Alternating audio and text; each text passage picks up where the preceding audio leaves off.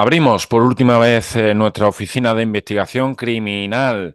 Como siempre, desde el comienzo de esta aventura que termina hoy, hay que recordarlo, contamos con la valiosa participación del periodista y criminólogo Rafa Fernández, además de compañero y amigo. Muy buenas noches, Rafa. ¿Con qué cerramos? Muy buena, Rafa, ¿qué tal? Bueno, pues esta maravillosa aventura que hemos compartido juntos, y por lo que te doy las gracias ya por anticipado, pues bueno, la vamos a cerrar con algunos casos, digamos que la criminología, la investigación criminal, pues no pudo resolver, ¿no? Siempre esos casos, esos flecos abiertos, ¿no? Son cuatro casos muy interesantes que hemos seleccionado, que han quedado ahí. Algunos lo hemos mencionado de pasada, y bueno, vamos a desentrañarlos con sus claves y también quizás porque no se pudieron resolver. Ojalá que alguno que todavía está ahí en ese límite de la prescripción pues pueda resolverse, ¿no? Sobre todo por la familia y por las víctimas, que como sabes siempre la hemos puesto en el centro, ¿no? En este recorrido que hemos hecho. Unos casos, la mayoría de actualidad en los últimos meses, ¿no? Sí. Vamos con ello, vamos precisamente con uno de esos casos que hemos mencionado de pasada, fue al principio de la aventura y fíjate, cerramos con él, ¿no? Comenzamos con ese, ¿no? Que es además uno de los casos de mayor repercusión, que mayor repercusión causó en el siglo XX en nuestro país. Sucedió en nuestra vecina provincia de Sevilla y es el crimen de los Galindos. Sí, efectivamente, Rafa, es uno de los casos que citamos y que también se cita normalmente, ¿no? Como caso de que prescribió sin culpable, ¿no? Ya si alguien dijera ahora, yo confesara, yo fui el culpable, pues no tendría ningún castigo penal, ¿no? Y sí, bueno, eso fue el 22 de julio de 1975 y aparecen ahí en el cortijo de los Galindos, en el término municipal de Paradas, en Sevilla, como comentaba. Pues los cadáveres de Manuel Zapata, de 59 años, que era el capataz de la finca, de Juana Martín, de 53, que era su esposa, Ramón Parrilla, de 40 años, tractorista, José González, de 27, también tractorista, y su esposa Asunción Peralta, de 34, ¿no? Y es verdad que es un caso que a día de hoy pues, sigue rodeado de incógnitas, ¿no? Y es verdad que en parte, sabes que hemos alabado muchas veces la actuación de la Guardia Civil, pero en este caso pues, hubo muchas deficiencias, ¿no? Es verdad fíjate que durante años se vertieron en su momento culpabilidad sobre algunos de las propias víctimas, ¿no? Por ejemplo, el primero fue Manuel Zapata, que como fue, su cadáver fue el último en aparecer, pensaban que había sido digamos, una orgía de sangre del propio Manuel, ¿no? Y sin embargo, la autopsia demostró que había sido el primero en fallecer, ¿no? Y también, bueno, se sospechó de uno de los tractoristas, de José González, pero a él, bueno, fue exonerado de cualquier de toda sospecha en 1983, ¿no? Eh, ¿Qué pudo pasar allí? Bueno, pues hay una teoría bastante plausible, es que el crimen fuera por un motivo realmente económico, ¿no? Derivado de un supuesto, de un supuesto fraude, ¿no? En la cooperativa Coduba, que podría haberse descubierto por Manuel Zapata, ¿no? O sea, el típico caso de silenciar, ¿no? Al que descubre el pastel, ¿no? Los Galindo era propiedad de María de las Mercedes Delgado Durán, que en 1954 se casó con Gonzalo Fernández de Córdoba y Topete, que era el marqués de Valparaíso y de Grañina. Y bueno, pues para llevar a cabo la gestión económica de varias de sus fincas, pues se contrató como administrador a Antonio Gutiérrez Martín, que era un oficial del ejército en aquel momento en la reserva, ¿no? Y bueno, claro, el tema es que ahora el marqués no quería digamos, su suegro, que compartía la familia estatal de linajes importantes, pues quería y se llegase a enterar del desfalco que se estaban cometiendo en los cortijos, ¿no? Entonces, bueno, aquí aparece la figura que no sabía identificar quién es, pero que está ahí, que es un tal Curro, que podía ser, bueno, que vaya iba a ejercer de sicario, y que, bueno, parece que era un individuo que había pertenecido a, digamos, a Lampa, ¿no? Un viejo conocido de la policía. Y bueno, pues eso, el administrador y el sicario pues, se llegaron a presentar en la finca e intentaron sobornar a Manuel Zapata y incluso, bueno, darle un susto, ¿no? Digamos, para que intentara entrar en razón, según ellos, ¿no? Y bueno, parece como que eso no surtió efecto, ¿no? Y que además digamos que se le fue la mano a este tal Curro y por ahí un poco empezó el quíntuple crimen, ¿no? Entonces, bueno, por el tema de la autopsia se pudo saber que Manuel sufrido una muerte que parece terrible, ¿no? Porque fue con un golpe con lo que se llama el pajarito, que es un hierro acabado en punta, ¿no? Que forma parte de una empacadora de paja y después cuando ya cayó al suelo, pues le clavó lo que se llama un bielgo, ¿no? Que es esa especie de tenedor de hierro grande, ¿no? Con tres puntas, ¿no? Que se utiliza para remover la paja, ¿no? Y de hecho una de las puntas pues le entró en el corazón y falleció al instante, ¿no? Entonces, bueno, el tema de Juana, pues sería como una víctima colateral, ¿no? Ella escuchó el grito, los gritos, ¿no? de su marido y, bueno, pues fue un testigo incómodo también que quisieron eliminar, ¿no? Que no quisieron dejar con vida, ¿no? Eh, También parece que falleció con la misma pieza de metal inicial con la que Curro había matado a Manuel, ¿no? Eh, em, Después, bueno, ahí parece que hay un testigo que fue el hijo del marqués, Juan Mateo Fernández de Córdoba, que un poco es el que ha dado a entender qué podía haber pasado, cómo había podido pasar los hechos. Parece como que, bueno, incluso el padre su padre y el administrador, pues incluso ayudaron, ¿no? A Curro a trasladar los cuerpos y a ocultarlos con paja, etcétera, ¿no?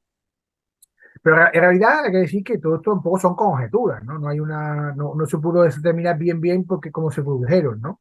Pero bueno, parece que la historia es como que Curro al final pues se quedó por lo que sea en el cortijo de los Galindos y que las otras víctimas pues también iban a ser entre comillas, daños colaterales, ¿no? Eh, entonces, bueno, Ramón Parrilla era un tractorista, se acercó al cortijo, parecía que comenta, o por lo que se supo por sus familiares, etcétera, que iba allá al cortijo a reparar una cisterna de agua y, y bueno, directamente Curro temía que podía descubrir los cadáveres ya que había allí, entonces pues le disparó con una escopeta.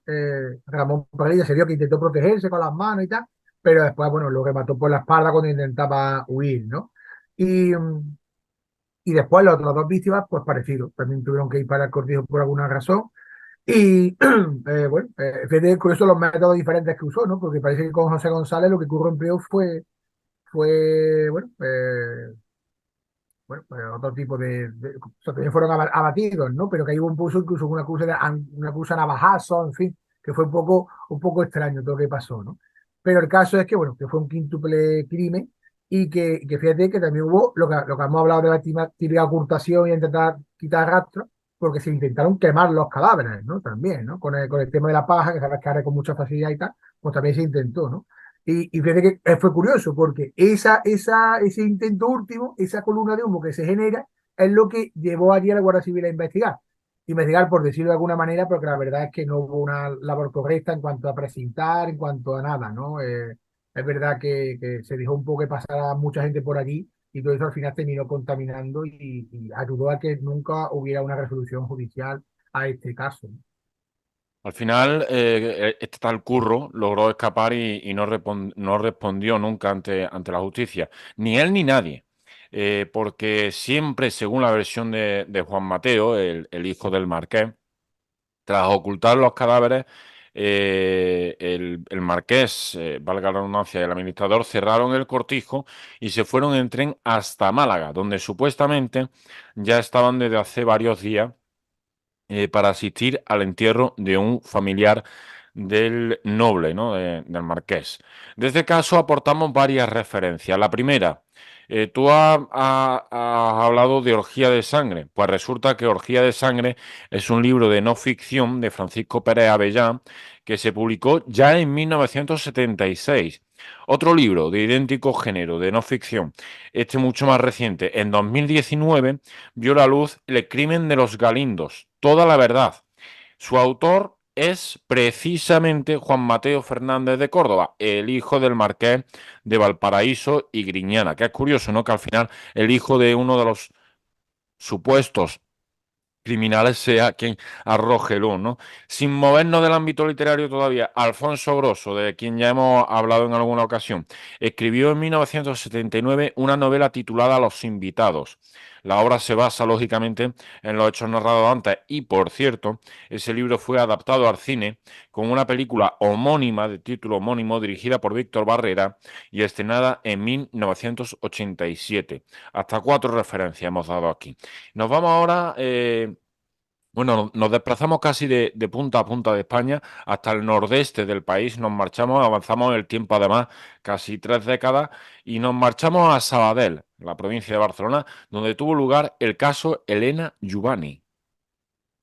Sí, Rafa, Elena era una bibliotecaria de Sentmenat en Barcelona, también periodista, que te compañera nuestra de gremio y escritora. que bueno, fue asesinada, ¿no? En diciembre de 2001. Em, fueron, perdón, la aparición un poco extraña porque aparece muerta en el patio del uso de un edificio en Sabadell. Y bueno, se supo que había sido drogada y que inconsciente había sido arrojada desnuda, ¿no? Desde la azotea, ¿no? Incluso también se dijo que el cuerpo presentaba varias quemaduras, ¿no? De colilla, ¿no? Sobre la piel, ¿no? Em, Días antes de estar asesinada, pues Elena había recibido dos inquietantes notas anónimas, ¿no? Y la primera fue junto a una botella de horchata, que era su bebida favorita, y la segunda estaba acompañada de un zumo de naranja, ¿no? Es de que en este caso, ella sí llegó a probarlo, sabe que el caso del zumo de naranja sí lo llegó a probar, y ella se sintió indispuesta y llegó a mandarlo a analizar, y se vio que contenía somníferos. Entonces parecía que la joven pues, había confesado a su entorno que vivía un poco atemorizada por un presunto acosador, ¿no? Eh, la investigación que se pudo realizar, pues bueno, intentó constatar que ella pues, habría salido de casa con el coche hasta la calle Calvet de Estrella 48 en Sabadell y allí iba al piso de dos conocidos suyos, ¿no? Que era Monse Careta, maestra, y Santi La Iglesia, ¿no? Un abogado criminalista, ¿no? Y se ve que alguien allí la narcotizó, la dejó inconsciente y la secuestró, ¿no? Una situación que se iba a alargar bueno, varias horas, ¿no? Porque pasa muchas horas, se supo que pasa muchas horas desde que el cuerpo puede eliminar una sustancia como la benzodiazepina por la orina, ¿no? Que estuvo ahí un hallazgo importante en el caso, ¿no? Y bueno, parece que ya estaba aún con vida, ¿no? Cuando la subieron a la azotea del mismo edificio y de allí fue lanzada, ¿no? Parece que entre las 3 y las 5 de la madrugada se pudo establecer, ¿no? Y fíjate que tenía una dosis de somníferos 35 veces superior a la normal, la que podría tener una persona normal, ¿no? Entonces, el tema es que no estaba muerta.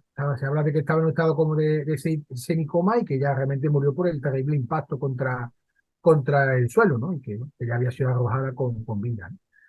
Entonces, claro, ¿qué pasó aquí? Que Monse Gareta, esta amiga de Elena, que, bueno, que vivía en este lugar donde se encontró el cadáver, pues, claro, se suicidó en prisión, ¿no? Entonces, muchos llegaron a pensar que, bueno, había sido un responsable última, ¿no? Evidentemente, de lo que había pasado, ¿no? Pero claro, es verdad que eso la investigación y mucha gente lo descarta, ¿no? Por lo menos al completo, ¿no? Porque ella para llegar a la azotea había que subir con el piso, era 4 pisos y no había ascensor. Entonces, claro, ella no tenía la comprensión física para poder llevar un cuerpo prácticamente muerto. Una persona que está en semicoma, pues tienes que cargar con él, ¿no? Entonces, bueno, la realidad es que para varios miembros incluso de la policía y tal, pues el novio de Monse Careta, Santi La Iglesia, es realmente el principal el sospechoso. Realmente un poco lo sigue siendo, ¿no? Pero realmente él nunca llegó a ser ni siquiera detenido, ¿no? También hubo otra persona de interés, como se suele decir, Xavier Jiménez, pero también se habló del tema de que quería participar en la Unión Excursionista de Sabadell y que un poco esta gente pues, está un poco relacionada y tal. Pero claro, la realidad es que, claro, los ADN que se pudieron rescatar del caso, etcétera, y que se ha podido contrastar después de mucho tiempo, en realidad han quedado en nada, ¿no? No ha podido un poco vincularse para que se pudiera haber una causa judicial, ¿no? Contra ninguno de ellos. Es un caso que se ha movido en los últimos tiempos. El 3 de agosto de 2020, por ejemplo, el juzgado de primera instancia número 2 de Sabadell dictó la reapertura de la investigación, aunque el delito prescribió en 2021, excepto para las personas imputadas. Santiago, la Iglesia, imputado ya es un término que no se utiliza, ahora sería investigadas. Investigado. Santiago, la Iglesia, Ana Echeguibel, perdón, y Xavier Jiménez, para quienes prescribe en 2025.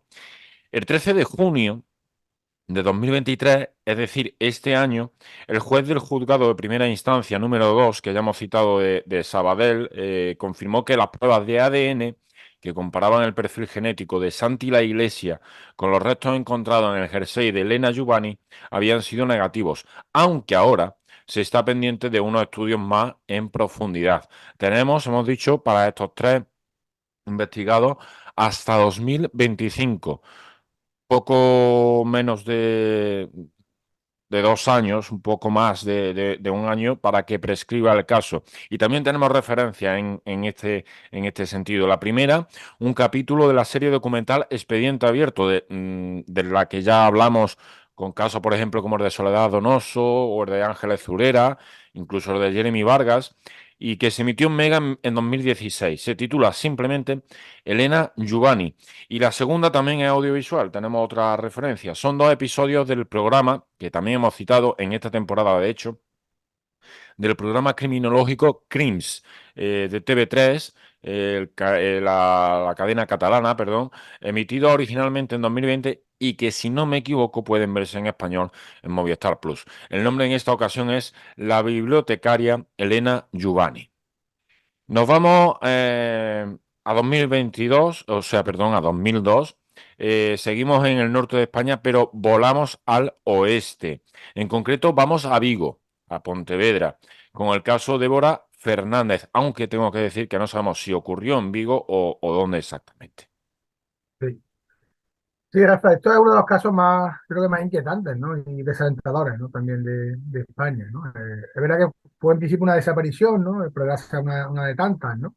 Eh, y bueno, después se tradujo en los que, bueno, aparentemente todo el mundo, no salvo parte de los que tenían que resolver el caso, pues, bueno, que defiende la teoría de que puede ser una muerte súbita lo que pasara allí, pues, por tanto, sin delito. Pues bueno, todos los demás entienden que tuvo que ser un crimen, ¿no? En realidad. Entonces, bueno, Débora había salido a hacer footing, ¿no? En las inmediaciones de las playas de Samil, de Pontevedra, y fue encontrada 2 semanas después en el Rosal, ¿no? Unos 10 kilómetros de su casa, ¿no? Y estaba su cuerpo cubierto con una hoja de planta, ¿no? Pero el tema es que, claro, alguien, evidentemente, porque ella misma no iba a hacerlo, pues colocó su cadáver desnudo en una cuneta, ¿no? Junto a un preservativo usado y a varias pistas falsas más, ¿no? Con un paño de papel, un cordón verde, etcétera. Parecía un escenario construido claramente, artificialmente, pensando o planteando simular que lo que había ocurrido era un móvil con un móvil sexual, ¿no? Entonces, bueno, han sido por más de 20 años de instrucción, hubo hasta 15 archivos judiciales, creo, en falso, eh, bueno, mucho esfuerzo, ¿no? De la familia, a través de la acusación, pues haciendo esa acusación particular, y creo que ya no conseguir la exhumación del cuerpo de Débora, y buscando algunas pruebas forenses, ¿no? De ADN bueno, que se esperaba que nos hacen algo más de luz sobre el nombre del asesino, ¿no? Pero por desgracia todo ha sido sin suerte, ¿no? Bueno, por ejemplo, se hallaron una fibra, ¿no? De una manta bajo la uña del cadáver de la joven, y quizás podían haber dado un vuelco a la investigación, porque podían haber determinado lo que tú comentas, el lugar exacto, ¿no? Donde se produjo la muerte, ¿no? Que podría ubicar dónde estaba Débora en ese caso, ¿no? La verdad que la familia ha criticado mucho, pues a nivel mediático nacional, etcétera, y la verdad que con razón, pues la investigación, ¿no? Fíjate que aquí hay pruebas claras de eso, ¿no? Porque es que en 2022 el móvil de la víctima aparece en un legajo desconocido hasta esa fecha en una comisaría de Madrid, ¿no? Pero aparece sin la tarjeta SIM, ¿no? O sea, no se puso sacar nada del limpio de realidad de la inspección del teléfono móvil, y porque fíjate que el abogado de la familia, fíjate lo que lo dijo claramente. 2 personas con nombre y apellido le quitaron la SIM cuando lo recogieron. Pues claro, eso claro, llevaría a pensar en que algún implicado de cierta importancia, de cierta relevancia, tendría que tener para que personas que tienen que estar a cargo de la investigación pues hicieran eso. Está claro que una muerte súbita es imposible porque no puede aparecer el cuerpo, o sea, uno no se muere súbitamente y se coloca y tal, ¿no? Como bien ha dicho Rafa, la familia tuvo Sí, que sí, el tema, desistir. Rafa, el tema, un poco por aclararlo, era cómo hubiera sido una muerte súbita. El tema, perdón, estamos haciendo footing, y que el otro haya sido una obra de un loco que quisiera escenificar algún tipo de cosa. Pero claro, es que esa teoría, no sé, a mí Muy sinceramente me peregrina. parece sería un caso casi inédito, que alguien se encuentre un cadáver y prepare, intente hacer que crea que eso se inició como un crimen, ¿no? Creo que es mucho más lógico lo otro, ¿vale? Aquí la navaja de Ockham, por ejemplo, no, nos ayudaría bastante. La familia tuvo que desistir y pedir el sobreseimiento provisional del caso, al chocarse contra un muro de la justicia que no lo fue en esta situación. Hubo otros aspectos tremendos de la investigación, como el disco duro del ordenador de la joven, de Débora, que según los peritos de Lazarus, que inicialmente fueron propuestos por la propia magistrada de instrucción, había sido manipulado en algún momento después de haber sido entregado a la Policía Nacional. Sin embargo, la Guardia Civil concluyó que no había sido manipulado. Este abogado lamentó en ese anuncio de que la familia se rendía la inacción del Ministerio Fiscal. aunque entendiéndola legítima porque consideraban que no hay delito, entrecomillado. Tampoco tras el oficio de la policía en 2019, donde se señalaba a un culpable de la muerte. Y tampoco se actuó. El caso se analizó en el programa Equipo de Investigación, ya en La Sexta, en 2019. Fue en un capítulo llamado Crimen sin castigo, que se emitió tras la reactivación del caso. Y para terminar, viajamos a la provincia de León, donde quizás se produjo el crimen del caso Sheila Barrero, aunque, y por eso digo quizá, pudo suceder en Asturias, su tierra natal y donde apareció su cadáver. En cualquier caso, ocurrió en 2004. Sí, Rafa. Sheila, bueno, fue asesinada de un único tiro en principio, y bueno, y apenas tenía 22 años, ¿no? Ese 25 de enero, en concreto de 2004, ella regresaba a su casa en la localidad asturiana de Begaña, a terminar su jornada laboral como camarera en un pub de Villablino, en León, ¿no? Y también a veces salía para tomarse algo con algunos compañeros y tal, ¿no? Pero bueno, en realidad ella había estudiado turismo y trabajaba en una agencia de viajes, ¿no? De Gijón de lunes a viernes, y los fines de semana ella volvía a casa y completaba su sueldo pues currando en este pub, ¿no? Me parece muchas veces como si estabas trabajando de camarera, no te voy a decir que te merezcas, te puedas pasar este tipo de cosas, pero que ya no era una chica, pues bueno, con su estudio evidentemente, y que era un poco para ayudar y para tener algo más de dinero. Entonces, bueno, fíjate que La fue precariedad laboral la mató. Sí, sí, se puede. correcto. Y bueno, fíjate que terrible, ¿no? Que fue su propio hermano, ¿no? El que iba a encontrar el cuerpo fallecido de la joven en el interior del coche. Y claro, ya era ya como un poco extraño porque lo encuentran en un aparcado, en un área recreativa del Alto de la Collara, que está entre ambas localidades, ¿no? Entre Villablino y Begaña, ¿no?